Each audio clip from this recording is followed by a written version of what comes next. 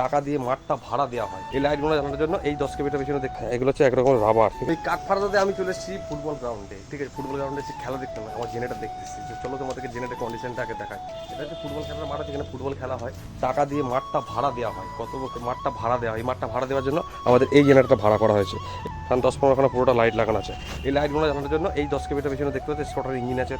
এটা কিন্তু ইঞ্জিনটা ভাড়া দেওয়া আছে আমাদের এখানে। তো শহর দিকে মাঠ ফাট সেরকম নেই, তো এটা কিন্তু এই ব্যবসাটা চালু করেছে, খুবই ভালো করেছে, ঠিক আছে। তো তোমরাও যদি কেউ এই ভিডিও থেকে ব্যবসা চালু করতে পারো, নিশ্চয়ই করতে পারো। প্রফিট নিশ্চয়ই আছে, ঠিক আছে। প্রফিট না হলে এটা ইয়ে হয় না। এমনকি এদের পিছনে প্রায় 8টা-10টা ছেলে কাজ করে, বুঝতে পেরেছো? মানে এই মাঠের পিছনে এগুলো কি দেখছে কালো কালো, এগুলো কিন্তু এক রকমের, এইগুলো দেখতে পাচ্ছ, এগুলো হচ্ছে একরকমের রাবার, ঠিক আছে। যাতে পায়ে লাগবে না, ঠিক আছে। রাবার আছে, কার্পেট পাতা আছে, কোনো অসুবিধা নেই। খেলা দিক দিয়ে কোনো অসুবিধা হবে না। তো চলো তোমাদের ইঞ্জিনের কন্ডিশন দেখায়। এই দেখতে পাচ্ছ ইঞ্জিন কন্ডিশন হচ্ছে এটা স্কটের ইঞ্জিন আছে, আর এটা কিলোস্কারের অল্টারনেটর আছে। তো টাটা, বাই বাই।